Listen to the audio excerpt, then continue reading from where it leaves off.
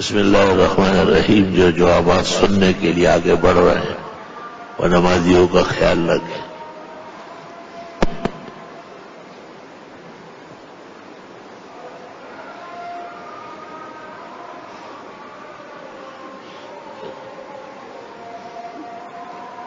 تفسیر بھی رائے جائز نہیں ہے تو بڑے تفاسیر جو اقوال ہے اس میں بحث ہے. ایک وہ رائے جو قرآن اور سنت کے مطابق ہو وہ جائز ہے. افلا یتدبرون القرآن ام علی قلوب اقفالها. ایسے تدبر اور تفکر کی تفسیر تو اعلیٰ تفسیر ہے. رائے سے مراد ہے قرآن و سنت کے خلاف رائے.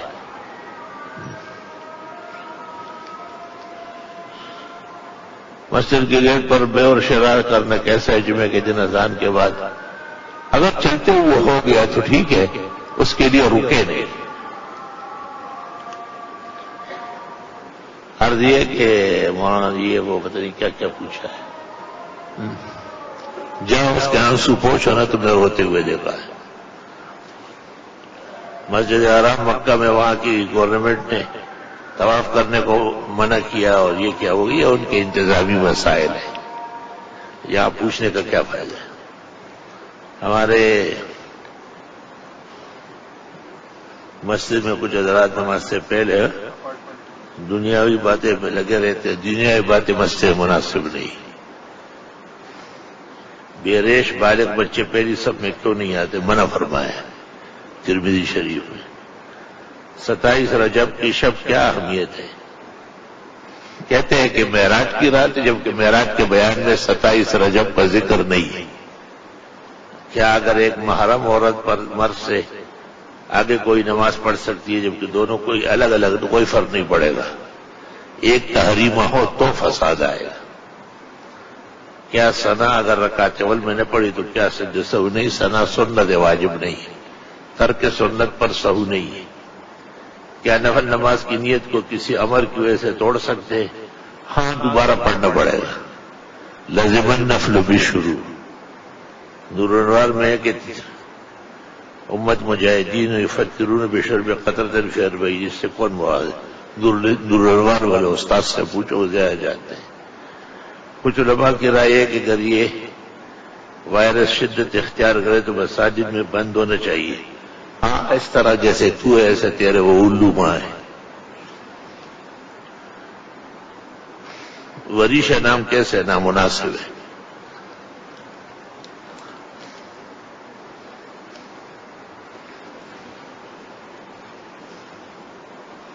چھ شعبان کو جامعہ عربیہ سردو میں ہونے والے فضلہ اجتماع کے بارے میں بات یہ ہے کہ جو حالات ہے اس کے مطابق تو اس کو کینسر ہی سمجھ لے، کیونکہ موجودہ حالات میں تو خود نے شیخ الاسلام کا قول نقل کیا ہے کہ مسجد میں لوگ نہ آئیں تو پھر وہ کیسے بیٹھیں گے؟ وہاں سے آئیں گے کیسے؟ راستے بند ہیں، گاڑیاں نہیں چل رہی ہے، ٹرینیں رک رہی ہے.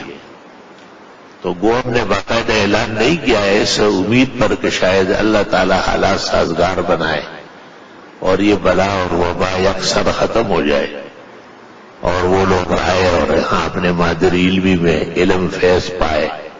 لیکن جو موجودہ کیفیات ہے اور فضا ہے اور وبا کے اثرات ہے تو یقیناً اس کو ملتوی ہی سمجھا جائے. فی الحال تو ایسا ماحول نہیں ہے کہ ان میں دور دراز کے مہمانوں کو زحمت دی جائے، انہیں آنے کی دقت، پہنچنے کی دقت، اکٹھے کرنے کی دقت اور تمام باتیں تدبیر اور سبب کے خلاف ہو جائے گی.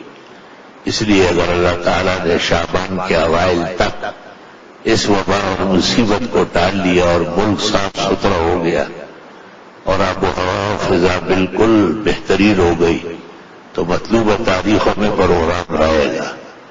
اور جو موجودہ کیفیات ہے اگر یہی حالت رہی تو اس 6، 7، 8 شعبان یعنی 30، 31 مارچ، 1 اپریل پیر منگل بدھ میں جو علماء فضلاء کا اجتماع تھا اسے فی الحال منسوخ سمجھا جائے. لعل اللہ یحدث بعد ذلک امرا. اللہ تعالیٰ آپ کا سعادت قائم رکھے.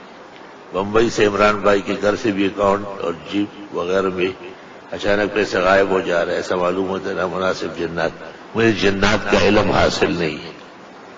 میری اہلیہ کا انتقال ہوا ہے، میری عمر 75 سال ہے۔ اکثر ذہن وسوسے کی طرف منتقل ہوتا ہے، شیطانی وسوسے۔ 75 سال کے بوڑھے کو شیطانی وسوسے نہیں ہوتا، وہ خود ہی شیطان ہو جاتا ہے۔ وسوسوں کے چکر میں نہ وہ اپنے آپ کو دیکھو تو شیطان بنتا جا رہا ہے۔ اس عمر میں بوڑھی عورت مر چکی ہے اور تیرے اندر شرارتیں ختم نہیں ہوتی، تو واقعی وائرس کا حقدار ہے۔ یہ بلا ساری تجھ پر آ جائے۔ یہ پرچی لکھتے ہوئے تمہیں اپنے بڑھاپے سے شرم بھی نہیں آئی۔ یہ تو نوجوان لکھتے غریب، تو آپ نے 75 سال کی عمر میں بھی شیطان کو اپنا نانا مانا ہے۔ تو وہ استغفار کرو، ظالم کہیے۔ الحمدللہ رب العالمین، نستغفرک اللہم ونسألک السلام علیکم۔ یا رب یہ پریشانی ہے دور فرما۔ اگر یہ بزرگ جو شیطان بنتا جا رہا ہے واقعی تکلیف میں ہے تو یا اللہ اس کی مدد فرما، اور اگر ایسی مجلس خراب کرنے کے لیے پرچی لکھی ہے تو اس کو وائرس کا شکار فرما، اور یہ وبا ساری اس پر آ جائے اور سارا پاکستان بچ جائے۔ اور یا اللہ جتنے بیمار ہیں ان کو صحت شفا دے۔